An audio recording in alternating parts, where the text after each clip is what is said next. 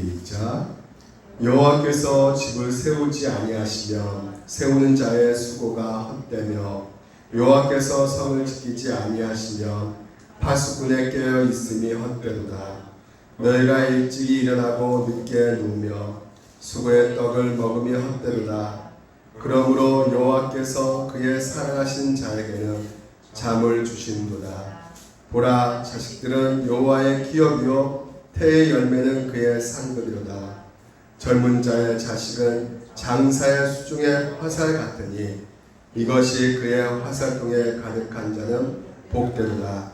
그들이 성문에서 그들의 원수와談판할 때 수치를 당하지 아니하리로다. 아멘. 네, 우리가 계속해서 지난 시간 이어서 부동산, 지난 시간 반지하의 탁월한 삶에 대해서 말씀을 들었습니다.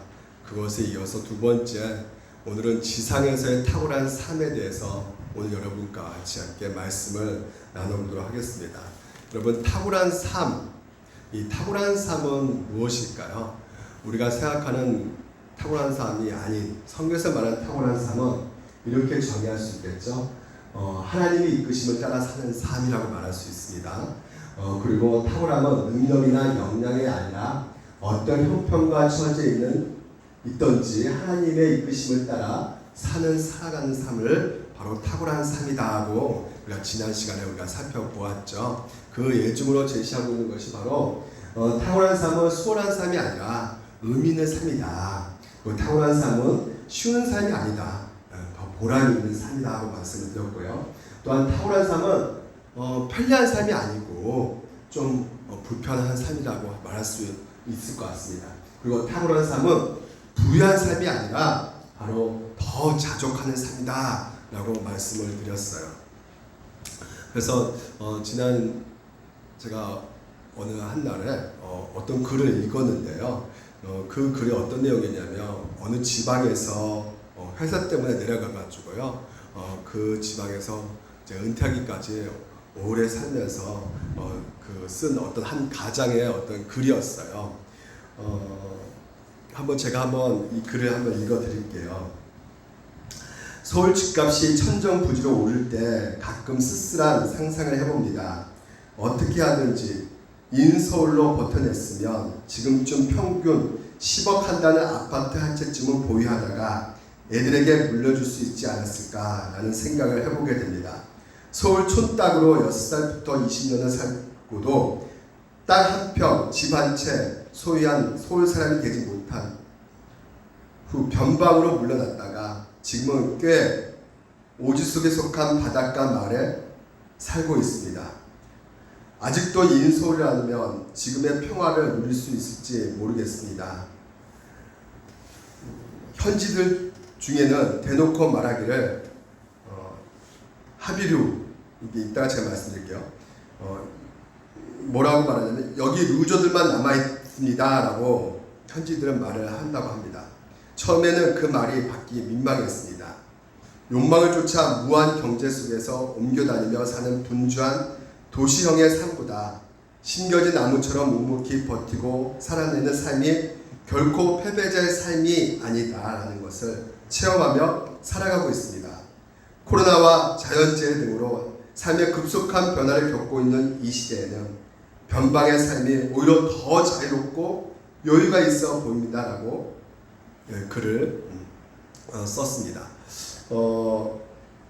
여기서 갑자기 하비루 이렇게 나오잖아요. 이 하비루가 저도 이게 무슨 말인가 해서 찾아봤는데 이 하비루가 보통 이제 고대 근동 지방에서 보게 되면 그 시대의 어떤 구분과 그리고 또한 경계선이 무엇이었냐면 성이었어요. 그러니까 성벽이었어요. 그러니까 성 안에 있고 성 밖에 있느냐에 따라서 그들이 구분하고 또한 그들에게 있어서 차별을 두는 징표 중에 하나가 바로 그 성벽이었습니다.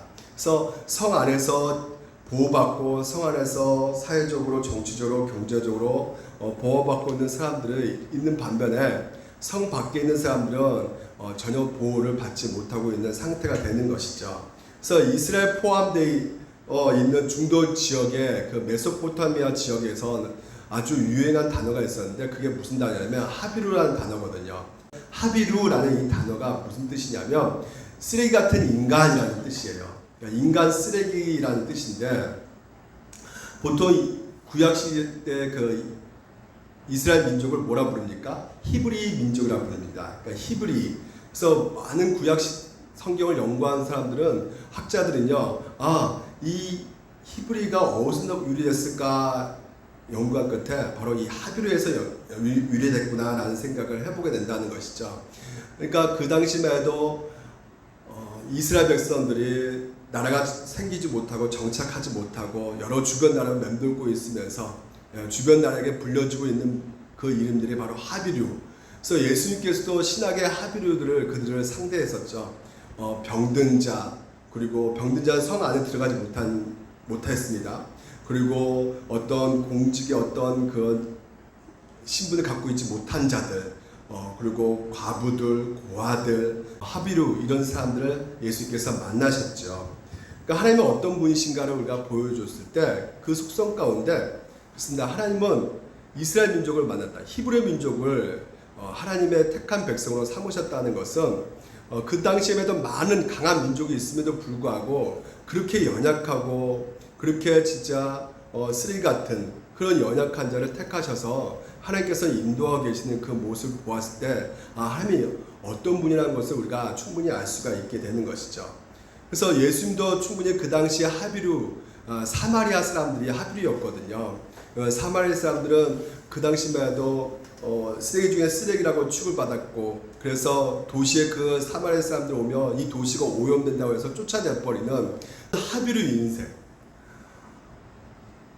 서울에 보면 그 남한산성이 있습니다. 그 남한산성은 이제는 보게 되면 문화유산지죠. 근데 그 남한산성을 그 당시에 사람들이 봤을 때 저기는 진짜 앞으로 문화유산이 될 거야 이렇게 생각하고 본 사람이 없었을 것이에요. 오히려 그 남한산성 보았을 때 저 성벽 안에 들어가야지. 저 성벽 안에 들어가면 얼마나 좋을까. 근데 지금 자신은 성벽 밖에 있기 때문에 내가 빨리 어떻게든지 저 성벽 안에 들어가는 것이 내 삶의 목표가 되어서 열심히 그 안으로 들어가고 말 거야 라는 사람들이 굉장히 많이 있을 거라는 생각을 해보게 됩니다. 지금은 사회가 발전되고요. 경제적으로 발전되고 그리고 여러 가지로 민주화가 이제는 일어나고 있기 때문에 이제는 그런 어떤 노예도 없을 뿐더러 그런 불이익을 끼치는 어떤 형태가 있지 않죠. 오히려 평등이 오늘도 여전히 우리 가운데 자리 잡고 있는 상황 속에서 법적으로나 여러 가지 사회적으로나 성 밖에 있고 성 안에 있고 이런 것들은 우리가 보통 생각하지 않고 있는데 무엇보다 보이지 않는 성벽이 있다는 것이에요. 우리들 개인 사이에 그런 성벽이 있고요. 또한 나라들 사이에도 그런 성벽이 있습니다. 보이지 않는 성벽이. 그리고 우리가 광화문에서도 보게 되면 광장하는 그 장소에서도 보게 되면 보이지 않는 이념이 그 성벽이 그대로 남아있는 것을 우리가 볼 수가 있는 것이죠. 그래서 어떤 사람이 그 자리에 서 있느냐에 따라서 그 외치는 구호가 달라지게 되어 있는 것입니다. 과거에도 어디에 사느냐는 것이 굉장히 중요했는데 오늘날도 마찬가지로 어디에 사느냐가 중요한 가치가 되어서 그런 성벽 가운데 사람들이 보이지 않는 상황 속에서 많이 고통을 받고 있습니다. 그래서 정치하는 사람들의 정책 중에 하나가 중요한 과제가 어떻게든지 이런 성벽을 무너뜨리는 것이 아주 중요한 과제가 되고 있고요. 종교에서도 이런 성벽을 무너뜨리는 것이 가장 중요한 사안이 되어가고 있는 실정에 있습니다. 근데 무엇보다 이 기독교는요, 예수님께서 어디서 십자가 달려 죽으셨느냐, 이게 너무나 우리 가운데 선명하게 보여주고 있다는 것이죠. 자, 보시면 히브리서 보면 그러므로 예수도 자기 피로써 백성을 거룩해 하라고 어디서 십자가 달려 죽으셨다고요? 성문 밖에서 십자가에 달려 죽으셨다는 것이에요. 그래서 예수님께서 성문 밖에 죽으심으로 말미암아 모든 담이 무너졌습니다. 하나님과 우리 간의 그 담이 무너졌고 사람과 사람 사이의 그 담이 무너졌어요. 더 이상 차별과 구분이 없어졌습니다. 그래서 이제는 그 성문 밖에 있는 사람들도 천국 백성이 된 것이에요. 아멘. 성문 밖에 있는 사람들 천국 백성이 될 수가 있다는 것입니다. 그러니까 그 당시만 해도 바리새인들은 끊임없이 예수님을 싫어하는 이유가 뭐냐면 그 바리새인 뜻이 무엇이냐면 울타리를 친다는 거거든요. 끊임없이 율법으로 우리는 너하고 구별된 사람들이야, 우리는 성 안에 있는 사람이고 너는 성 밖에 있는 사람이야 하면서 굉장히 무시하고 굉장히 차별을 했었지만 이제는 예수 그리스도 오심을 알며 그 모든 것들이 담이 무너졌습니다. 그래서 이제는 우리는 성 안에 있느냐 성 밖에 있느냐 이것이 우리 인생 가운데 중요한 것이 아니라 오늘 여러분 오늘 이 본문이 우리 가운데 가장 인생에서 지상에서 탁월한 삶이 무엇인가를 설명해 주고 있다는 것이죠. 그래서 그것을 우리가 살펴보기를 원합니다. 지상에서 가장 탁월한 삶이 무엇인가? 성 안에 있고 성 밖에 있는 것이, 그러니까 성 안에 있는 삶이 탁월한 삶이냐? 그것이 아니고 오늘 이 성경에서 우리가 살펴볼 것이 1절에 한번 볼까요? 1절에 보게 되면 이렇게 되어 있어요. 여호와께서 집을 세우시지 아니하시며 세우는 자의 수고가 헛되며, 자, 집이 나오고 있고요. 또한 여호와께서 성을 지키지 아니하시며, 성이 나와 있습니다. 그러니까 집과 성, 여러분 집은 어느 정도 자기가 어떤 개인의 소유 가운데 살아가고 있지만 어떤 유택하면서 어떤 즐거움을 누릴 수 있겠지만 보호할 수는 없는 것이죠. 그러니까 보호하기 위해서는 뭐가 필요하죠? 그 공동체 속에서 어떤 성이 보호해 줘야 되는 것입니다. 그러니까 그것이 발전되고 있는 거예요. 집에서 성으로 이게 발전되고 확장되고 있는 것을 우리가 볼 수가 있는데요. 자, 근데 중요한 것은 무엇이냐면 여기서 이렇게 되어 있어요. 여호와께서 집을 세우지 아니하시며, 자, 지금 이제 그리고 여호와께서 성을 지키지 아니하시면, 이게 과장으로 되어 있죠. 가정적 용법으로 되어 있습니다. 그러니까 지키지 아니하시면 그 결과 어떻게 된다고 말하고 있어요? 헛되도다 이렇게 말하고 있어요. 헛되다 이렇게 표현을 쓰고 있는 것입니다. 그러니까 이게 굉장히 반복적일 수 있어. 헛되다 이렇게 반복을 2번 하고 있고 심지어 2절에서도 한 번 더 말하고 있습니다. 근데 이 말은요, 지금 이제 이 시가 누가 쓰고 있냐면 솔로몬이 쓰고 있거든요. 솔로몬이 쓴 시입니다. 그러니까 솔로몬이 전도서에 보게 되면 여러분 아시다시피 뭐라 말을 쓰고 있습니까? 전도서 1장에 이르되 헛되고 헛되며 헛되고 헛되되 모든 것이 헛되도다. 해 아래서 수고하는 모든 수고가 사람에게 무엇이 유익한가? 이렇게 고백을 하고 있는 것이죠. 그러니까 우리가 시편 127편 1절을 보면로 말미암아 전도서의 솔로몬이 얼마나 지금 헛된 삶을 지금 이제 계속해서 말하고 있는 그 이유가 무엇인가에 대해서 우리가 생각해 볼 필요가 있는 것이죠. 여기서 헛되다는 것은 어떤 실체가 사라졌다는 것이에요. 순식간에 없어졌다는 것이죠. 근데 127편의 헛되다는 것은 텅 빈 공간을 말하고 있어요. 예를 들어서 바벨탑 아시죠? 바벨탑이 순식간에 무너졌잖아요. 인간의 노력에 의해서 쌓았지만 완공되었습니까? 완공 안 됐습니까? 완공이 되지 못했다는 것입니다. 그러니까 그 모든 인간의 노력이 헛수가 되어버렸다는 것이에요. 그래서 이 헛되다는 표현 가운데 더 충격적인 말을 이 시편 127편에 사용해주고 있는데 그게 뭐냐면 너희가 일찍 일어나고 늦게 누우면 수고의 떡을 먹음이 또한 뭐라 그래요? 헛되도다 이렇게 말하고 있어요. 그러니까 사람들이 성공하기 위해서 꼭 필요하다는 그 예증이 무엇일까요? 바로 일찍 일어나는 것이죠. 그리고 또 뭐요? 늦게 자는 것이라고 말할 수가 있어요. 근데 늦게 누우면 이 뜻은 그 원어를 살펴보게 되면 늦게 앉는다라는 뜻이거든요. 그러니까 늦게 식사를 한다는 것이에요. 그러니까 아침 일찍 나서 수고롭게 일을 한 다음에 이제 어떻게 늦게 와서 밥을 먹는 것이란 말이죠. 그러니까 이 2절을 보면서 무슨 생각이 했냐면 한국 사람을 생각해 보게 되었습니다. 여러분 한국 사람들이 얼마나 열심히 일을 합니까? OECD 회원국 중에서 1년간 총 노동 시간이 2024시간이라고 합니다. 세계에서 2번째로 노동을 제일 많이 한다고 해요.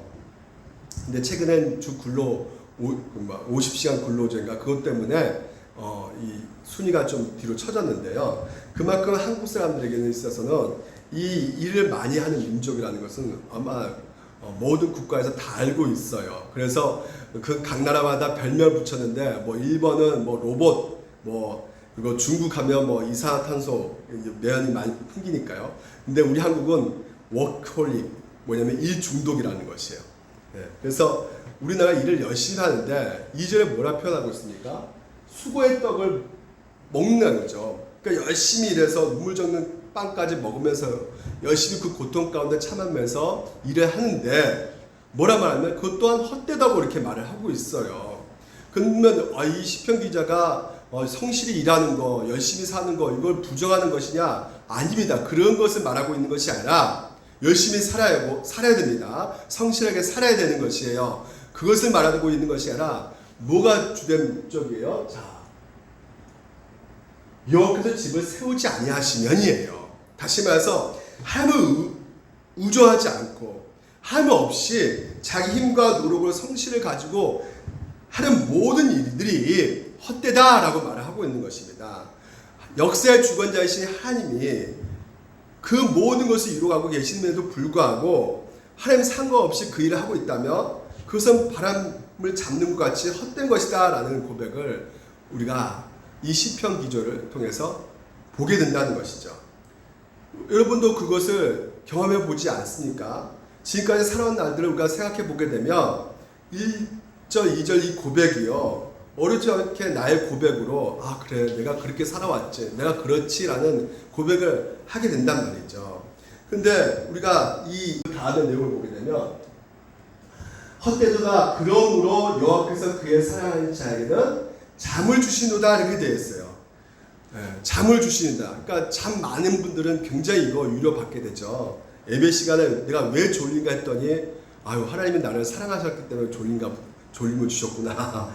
이렇게 생각하는 분들이 계시는데 그러면 불면증 걸리신 분들은 하나님을 사랑하지 않는 사람이겠습니까? 그렇지가 않죠. 그러니까 여기에 무엇을 말하고 있냐면 아까 하나님 없이 수고로운 인생과 대조적으로 뭘 표현하고 있냐면 하나님이 사랑하신 자는 하나님께서 뭘 준다고? 잠을 주신다는 거예요. 여기서 그러므로는 참으로 진실로 여호와께서 그 사랑하는 자에게 잠을 준다. 그러니까 아까 하나님 없는 수고로운 인생과 대조적으로 사랑하는 자에게는 하나님께서는 잠을 준다. 이런 관계를 오늘 여러분 우리가 살펴보므로 말미암아 우리 가운데 진정한 탁월한 인생이 무엇인가, 탁월한 삶이 무엇인가 이 땅에서 이것을 우리가 알아보기를 원해요. 그러니까 성 밖에 선 안에 이것이 우리에게 가장 큰 문제가 아니라 무엇보다 가장 큰 문제는 무엇이냐. 오늘도 이 관계를 통해서 우리가 문제를 파악하고 탁월한 삶을 사시는 여러분 되시길 주님으로 축원드립니다. 먼저 우리가 이 부분에 대해서 봐야 될 것이 무엇이냐면 이 표제어가 뭘로 되어 있냐면요. 솔로몬의 시로 되어 있어요. 솔로몬의 시. 그러니까 여기서 보게 되면 이제 그 사랑하는 시는 자에게 잠을 주신다. 그 사랑하신 자가 누굴까요? 여기서 이 사랑하신 자 그 히브리 뜻이 뭐냐면 히브리 발음이 뭐냐면 야디드예요. 야디드. 그러니까 야디드는 누굴 말할까요? 자, 보게 되면 선지자 나단을 보낸 그 이름을 어떻게 불러요? 여디디야. 이게 솔로몬 이름이거든요. 그러니까 여디디야, 여호와 사랑을 입은 자, 이 뜻을 갖고 있거든요. 여디디야가요. 그러니까 솔로몬 이름입니다. 그러니까 1차적으로 사랑하는 자에게 잠을 주신다. 누굴까요? 바로 솔로몬을 1차적으로 볼 수가 있어요. 그러니까 솔로몬에게 잠을 주는데 이거 잠을 준다는 건 또 어디서 생각나는 거 있죠? 바로 11개의 상에 보게 되면 이 솔로몬의 잠과 연관된 그 잠 이야기가 나오는데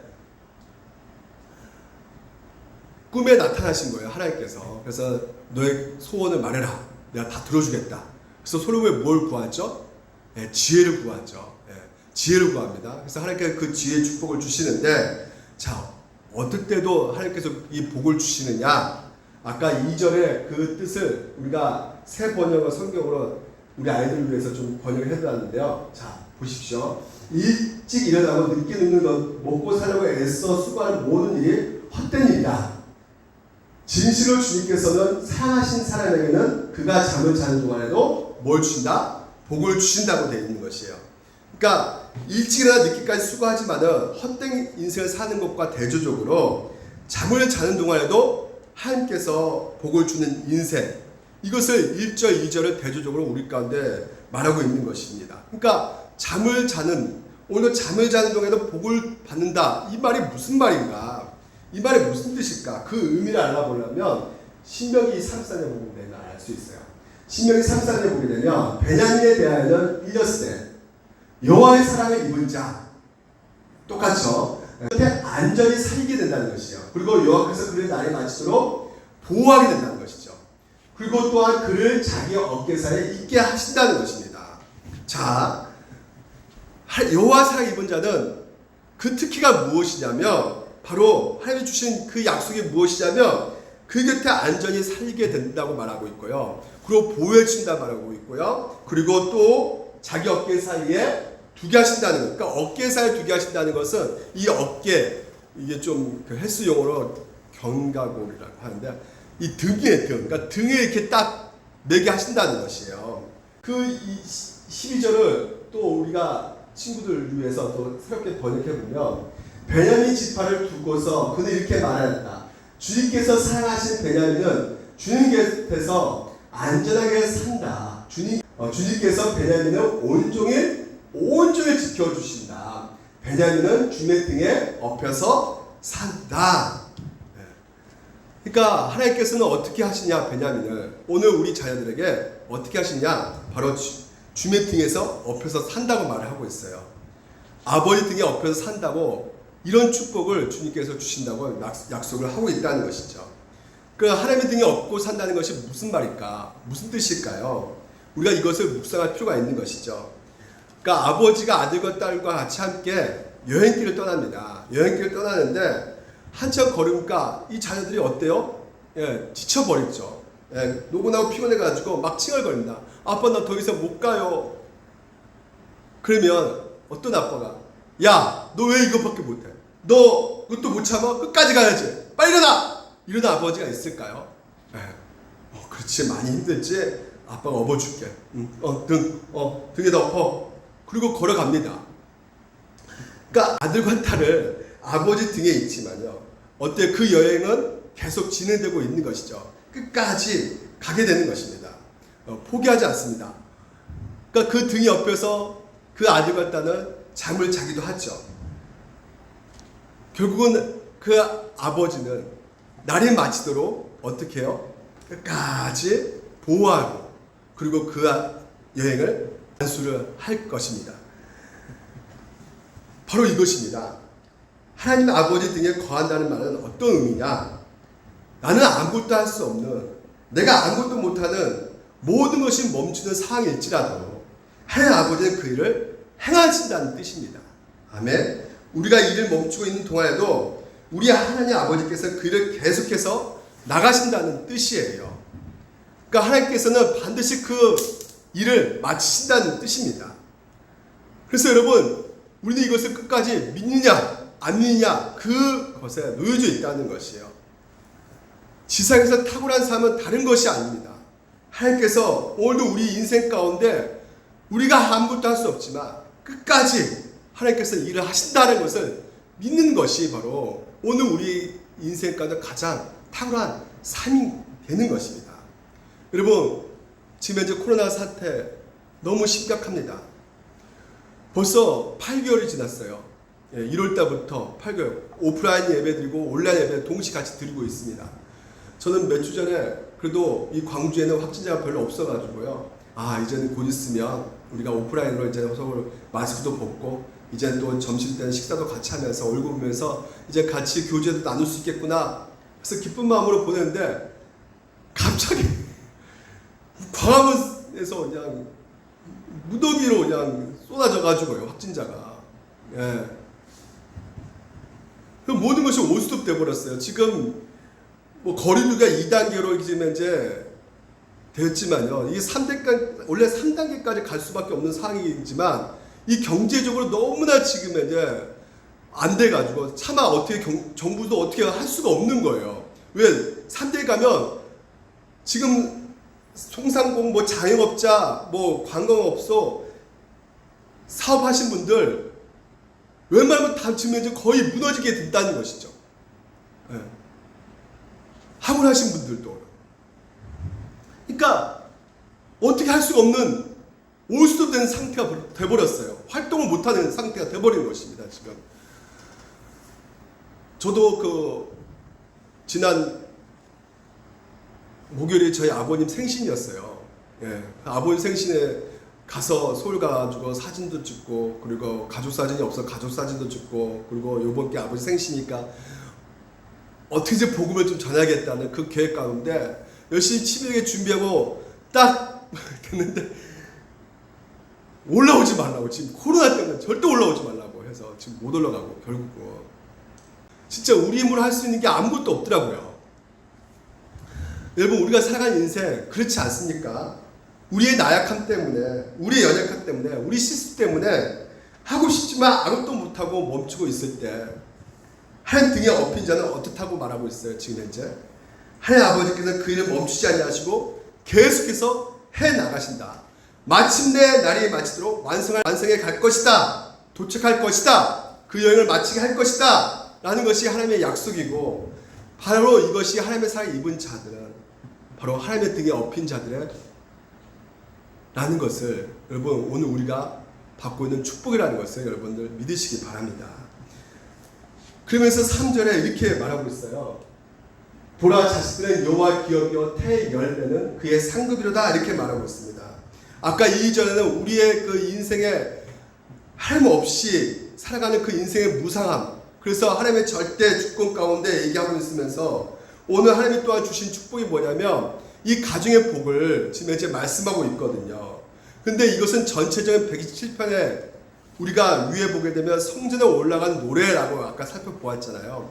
성전에 올라간 노래. 그러니까 이 지금 이제 127편이요. 전체적인 시편 가운데 122편과 134편까지 8개가 성전에 올라간 노래로 되어 있는데, 우리가 아까 1절, 2절에 성, 집, 그리고 아까 오늘 3절에 자식들, 이것이 정확하게 해석하려고 했냐면 전체적 문맥 가운데 우리가 보셔야 되는데, 이 성이 무엇을 말하는 것이냐 보십시오. 홀몬의 이슬이 시온의 산들에 내린다도다. 133편에 이렇게 나왔어요. 이 성이 바로 시온성을 말하고 있어요. 그러니까 시온성은 무엇이냐면 예루살렘 성을 말하고 있습니다. 그리고 거기에 보게 되면 122편에도 보게 되면 심판의 보좌를 주셨으니 곧 누구의 집이다는 것이요? 다윗의 집이다 라고 말하고 있어요. 그러니까 다윗의 왕조와 연관된 것을 우리가 볼 수 있는 것이죠. 그러니까 집, 성, 자식들, 그리고 성도 보니까 예루살렘아 너는 잘지어진 성같이 건설되었다. 그러니까 예루살렘 성과 연관되어 있는 것을 보게 되는 것이죠.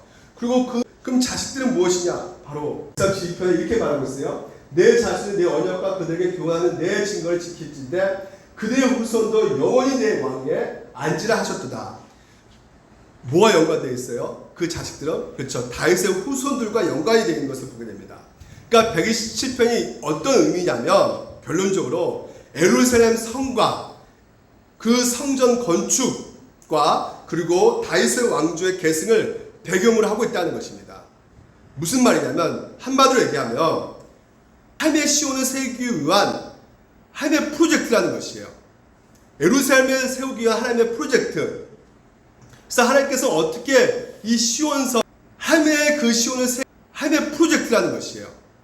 예루살렘을 세우기 위한 하나님의 프로젝트. 그래서 하나님께서 어떻게 이 시온성, 예루살렘 성을 건축해 나가시느냐, 이것을 보여주고 있는 것이 바로 시편이라는 것이에요. 그 시편에 아까 집, 1절에 아까 성, 그리고 오늘 3절에 자식들, 이걸 얘기하고 있다는 것이죠. 그러니까 이것이 초점이 무엇이냐? 바로 하나님의 임재하신 곳, 하나님의 성전이라는 것입니다. 그곳에서 하나님께서 직접 통치하고 다스린다는 것을 오늘 말하고 있는 것이에요. 이게 하나님의 시온의 프로젝트라는 것입니다. 그래서 이 하나님의 시온 프로젝트가 어떻게 진행할 수가 있느냐? 어떻게 진행하느냐? 바로 우리가 다윗을 생각해 보면 알 수가 있거든요. 다윗이요, 내가 하나님의 전을 짓겠습니다. 그때 나단 선지자를 하나님께서 보내셔가지고, 야, 네가 짓는다고? 아니야, 네 후손 짓게끔 내가 약속하마. 근데 솔로몬이 또 하나님께서는 짓게끔 하시죠. 예루살렘 성, 그리고 또 성전 짓게 하였지만 어땠어요? 그 성전이 완벽하게 지어졌습니까? 어땠습니까? 이스라엘 백성들이 하나님을 거역하고 불순종할 말미암아 결국 예루살렘 성이 패망하고 무너지고 하나님 성전이 멸망하고 이스라엘 백성들은 포로 잡혀가는 그 모습 보지 않습니까, 우리가요? 그래서 오늘 이 시편 120편 1절의 그 모습 가운데 실제적으로 이스라엘 백성들이 그 현장을 보고 1절의 노래를 고백하고 있는 것이에요. 여호와께서 집을 세우지 아니하시면 세우는 자의 수고가 헛되며, 그러니까 자기 역사 속에서 그 현장을 직접 목격한 것이죠. 야, 내가 세워봤더니 진짜 하나님께서 하시지 않으면 그 모든 것들이 아무것도 아니구나. 그래서 이 순례자들이요, 성전 향해 올라가는 순례자들이 그 옛날을 기억하면서 지금 현재 노래를 부르고 있단 말이죠. 무엇을 기억한다고요? 예루살렘 성전을 짓는 거, 그리고 예루살렘 성전을 지키는 일, 다윗의 왕조를 세우는 일, 그 모든 것들이 결국 역사적으로 봤더니 바로 하나님께서 행하신 일이고 하나님께서의 행사고 하나님의 주권 가운데 있는 것이지 인간의 손에 달려있는 것이 아니구나 라는 것을 기억하면서 성전에 올라가면서 부르는 노래라는 것입니다. 그러니까 하나님의 성전, 다윗의 왕조는 하나님의 주권적인 역사로 하나님의 행사에 관한 일이죠.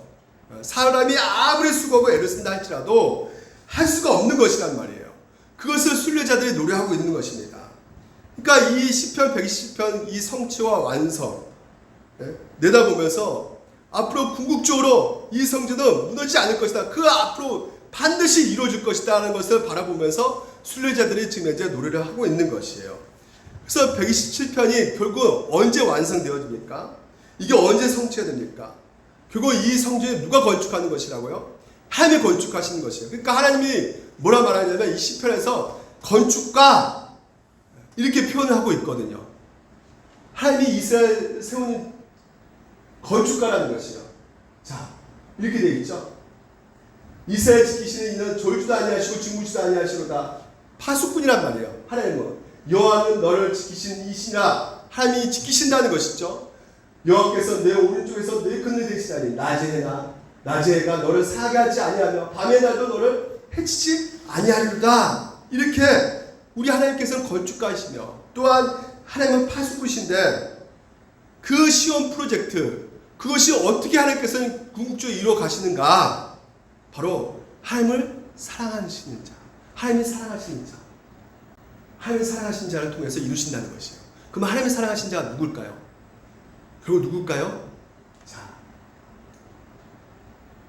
예수께서 마태복음 3장 10절에 세례를 받으시고 곧 물에서 올라오실 때 하늘이 열리고 하나님의 성령이 비둘기같이 내려 자기 위에 임하시는 보시더니 하늘부터 소리가 있어 말씀하시되, 예수를 보고 하나님께서 뭐라 말씀하십니까? 내 사랑하는 아들이요. 궁극적으로 누구를 통해서 완성하십니까? 시온의 그 프로젝트를요. 예루살렘 성을 누가 통해서 완성하십니까? 새하늘과 새 땅을 누굴 통해서 완성하십니까? 바로 예수 그리스도를 오늘 우리 가운데 보내셨다는 것이에요. 예수 그리스도 통해서 성취하시고 완성하셨다는 것입니다.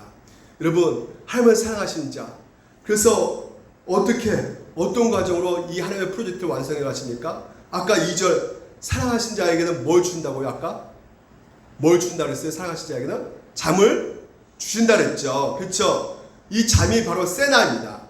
죽음이에요. 죽음. 그러니까 죽음이에요. 그러니까 예수께서 잠을 주셨단 말이에요. 예수께서 죽으셨단 말이죠. 아무것도 할 수 없고 모든 것이 끝나버린 것 같은 그 역사의 암울한 그 예수 그리스도의 죽음. 그날 여러분, 예수께서 잠을 자는 동안에도 그 죽음의 순간에 3일간 그 속에서도 하나님은 무엇을 어떻게 가만히 계셨습니까? 움직이셨단 말이에요. 준비하셨단 말이죠. 역사의 그 반전, 부활을 준비하셨단 말이죠.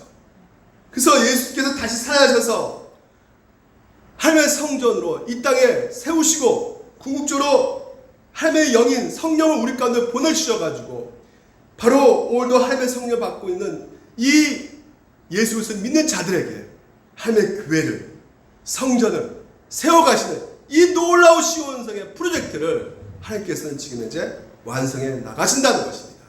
할렐루야. 그래서 이 시편 120편 3절 5절은 이 자식에게 뭐 많이 주겠다는 그 축복의 내용이 아니라 하나님의 시온 프로젝트가 하나님께서 어떻게 일하고 계신지를, 어떻게 지금 현재도 움직여가고 계신지를 우리 가운데 잘 보여주고 있단 말이에요. 다윗 왕조를 세우시고 그 다윗 왕조를 통해서 궁극적으로 예수 그리스도를 보내주셔가지고 예수 그리스도께서 그 교회를 세우셔가지고 성령께서 오늘도 믿는 사람들을 모이게 하셔가지고 이 예수 그리스도 믿는 공동체 가운데 예수 그리스도가 머리가 되셔서 이 예수님께서 우리를 통치하시고 다스리시면서 이 교회를 통해서 하나님 나라를 확장시켜 나가는 이것이 바로 시온성의 프로젝트다. 오늘 그것을 시편 110편 통해서 우리 가운데 보여주고 있는 것입니다. 그래서 궁극적으로 보십시오. 5절에 이것이 그의 환상중에 가득한 자는 복되도다. 이 가득한 자다. 이게 바로 뭐냐면 히브리어로 개베르를 해가지고 바로 용사예요. 그러니까 환상중에 가득한 자 바로 용사들이죠. 우리 왕이신 예수 그리스도의 복됨을 지금 이제 마지막 5절에 찬양하면서 하나님 백성들은 결국 어떻게 하신다는 것이에요? 그들의 원수와 담파할 때 수치를 당하지 아니하리로다 이렇게 말하고 있어요. 오늘 우리 가운데 끊임없이 들이닥치는 그 사탄의 유혹과 원수들과는 끊임없이 그 전쟁 가운데 여러분 어떻게 한다는 것이에요? 수치를 당하지 않을 것이다. 반드시 우리는 이긴다는 것입니다. 정리해 보겠습니다. 여러분 지금 내용을 다시 한번 정리해 보면 오늘 우리가 초저하게 아침 일찍부터 저녁 늦게까지 눈물의 빵을 먹으며 하나님에 대한 소망 없이 살아가는 인생들을 하나님께서 너희들 헛된 인생을 살 수밖에 없어 하시면서 우리를 부르시면서 친히 우리를 위해 건축자가 되셔가지고요. 그리고 하나님이 친히 파수꾼 되어주신다고 말씀하시면서 그리고 예수 그리스도를 통해서 집을 지으시고 성을 세우셨습니다. 그래서 예수 그리스도께서 십자가 죽으심과 부활을 통해 하나님의 성전이 되어가지고 하나님의 백성을 교회를 모으시고 여전히 지금도 하나님의 나라를 지금 이제 확장하는데 잠시도 멈춤도 없이 그를 계속해서 해 나가신다는 것이에요. 하나님 나라를 세워나가는 것을 저벅저벅 하나님께서 계속해서 역사 주관자이신 하나님께서 그를 해 나가어 가신다는 것입니다.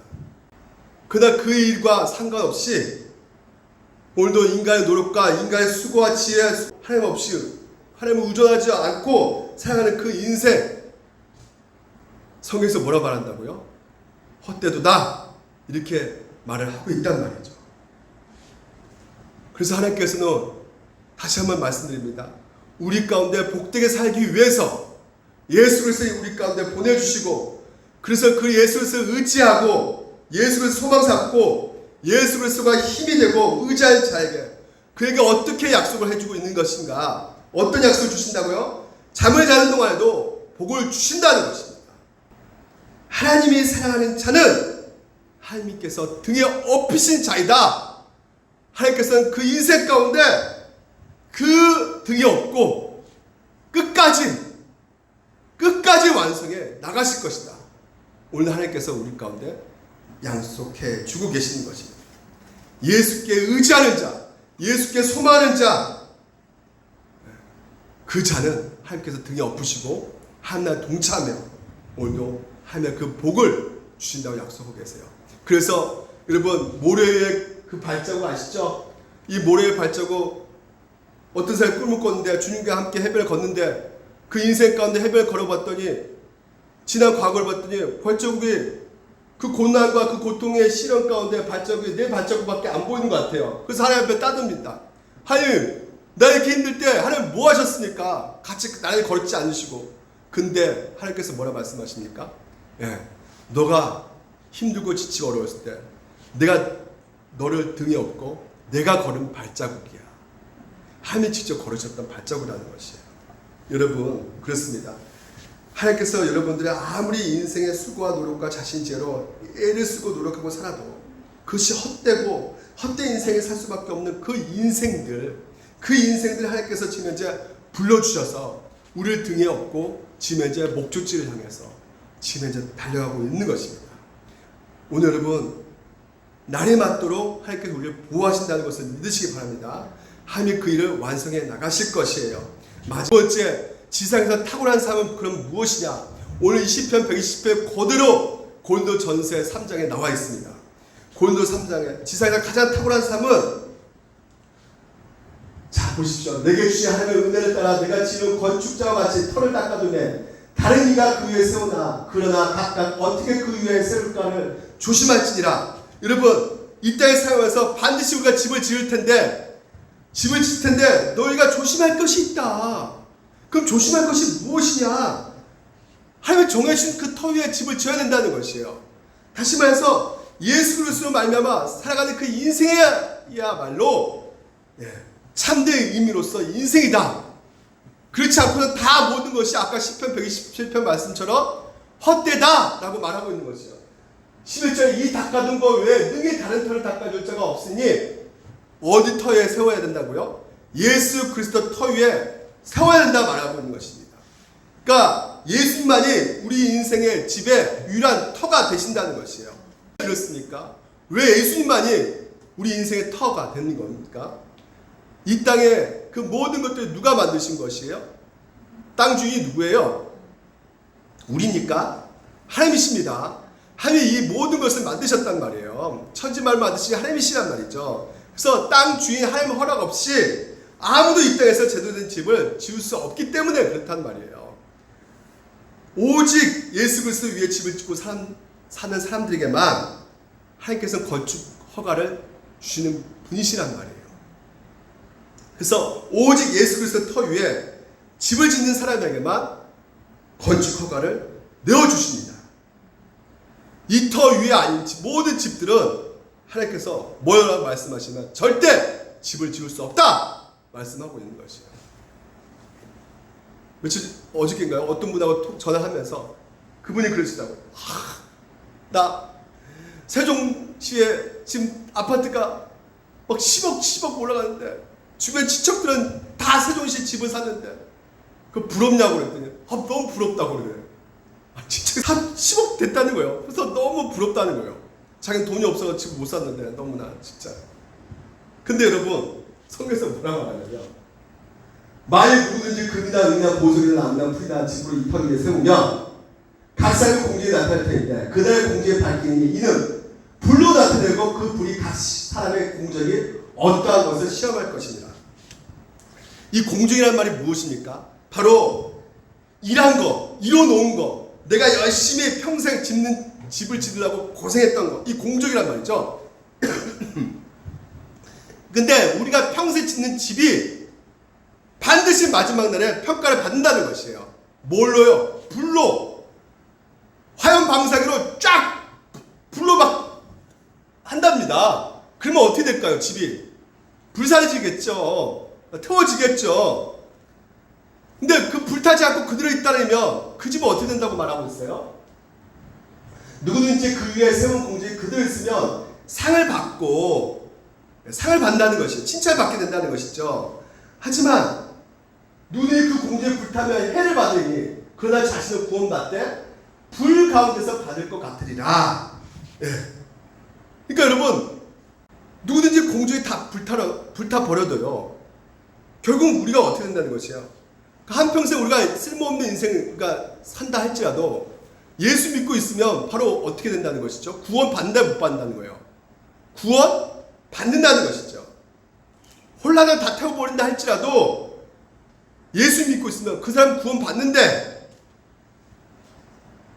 아무리 구원 받는다고 할지라도 궁극적으로 뭐예요? 뭐라 말씀하고 있는 것입니까? 그 사람이 예수 믿고 구원받는 그 보장이 확실히 있다 할지라도 그 사람 인생이 예수쟁이로 살아가는 그 인생이 궁극적으로 무의미하게 쓸모없는 인생을 살아갈 수 있다고 말을 하고 있단 말이죠. 태워버리니까.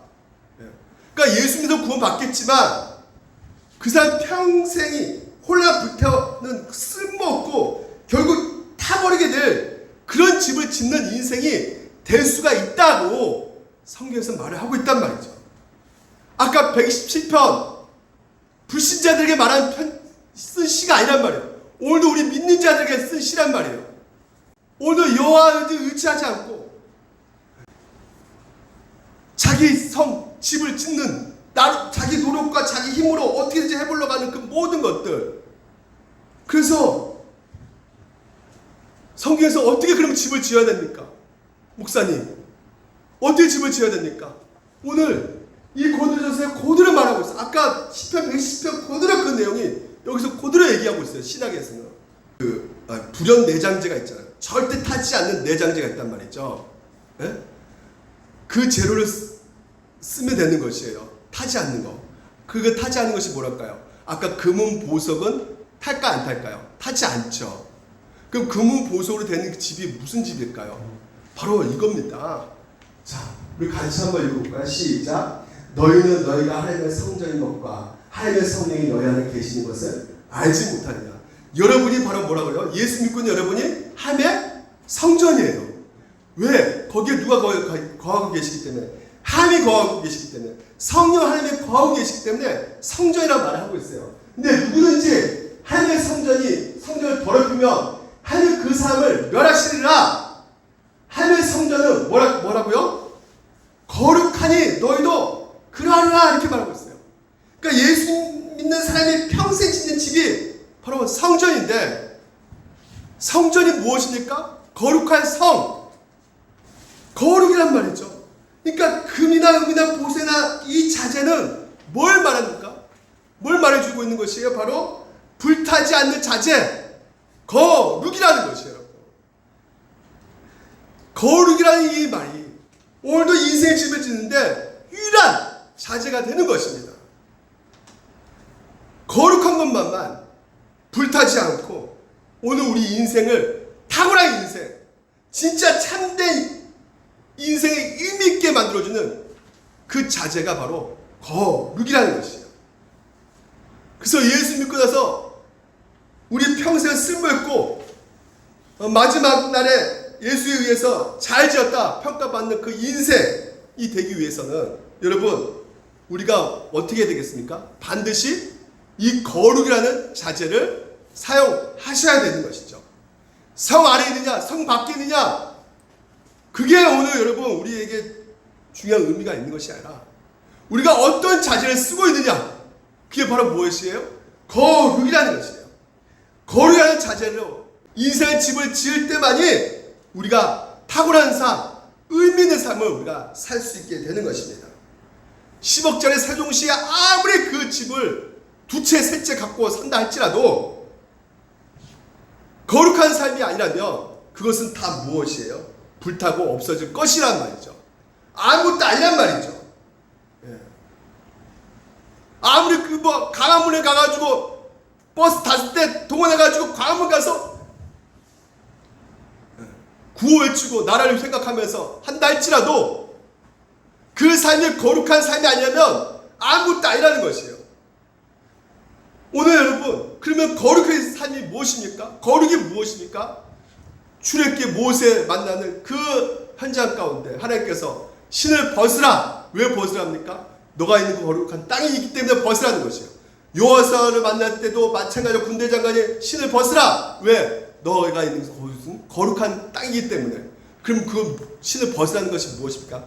바로 권리이양이라는 것이에요. 내 뜻이 아니라 하나님 뜻으로 살아가는 것이 바로 구별된 삶이 바로 거룩이라는 것이에요. 우리가 거룩이라는 그 자질을 사용하면서 거룩한 삶을 우리가 살아갈 때 진정한 삶에 탁월한 삶, 의미 있는 삶을 살 수가 있는 것입니다. 그러면 그 하나님 뜻이 무엇입니까? 바로 하나님 사랑, 이웃 사랑이란 말이에요. 사랑이란 말이에요. 사랑. 그러니까 사랑이 없는 그 어떤 모든 행위는 오늘 우리가 지난 시간에 살펴보았죠. 사랑이 없는 것은 다 뭐라고요? 무익하다. 아무 소용없다. 라고 우리가 배웠던 것입니다. 여러분, 그것이 바로 거룩이라는 것이에요. 거룩이에요. 구별된 삶. 오늘 여러분 지상에서 우리가 탁월하게 살아갈 수 있는 방법은 다른 것이 아닙니다. 뭐라고요? 예수 그리스도 터 위에 집을 짓고, 그리고 그 모든 것에서 하나님께서 지금도 아무것도 없는 것처럼, 일하지 않는 것처럼 보이지만 하나님께서 반드시 지금도 일하시고 계시고, 그것을 믿고, 그리고 또 어떻게 해요? 거룩한 삶을 살아가는 것이 바로 오늘도 우리에게 있어 지상에서 가장 탁월한 삶이라는 것을 믿으시고 그 삶을 한 주 동안 살아가시는 여러분 되시기를 주님 이름으로 축원드립니다. 이 시간 기도하겠습니다.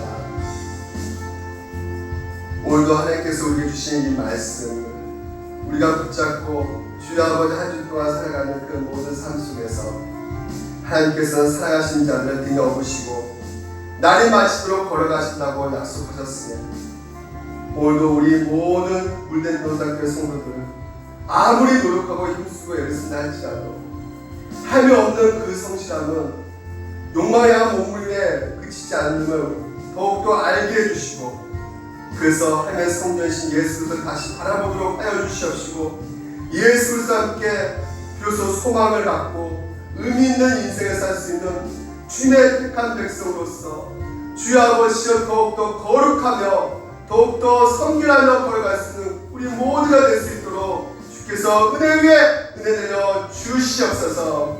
예수를 의지하는 자 바로 하나님의 등에 업은 자이고 하나님 등에 업혀갈 때 우리 일이 멈출지라도 하나님의 시온의 역사 하나님 나라의 일을 계속하신다는 그 약속을 끝까지 붙잡고 아버지 이 땅 가운데 두려워하지 말고 담대하게 나갈 수 있도록 주께서 복의 복을 내려 주시옵소서.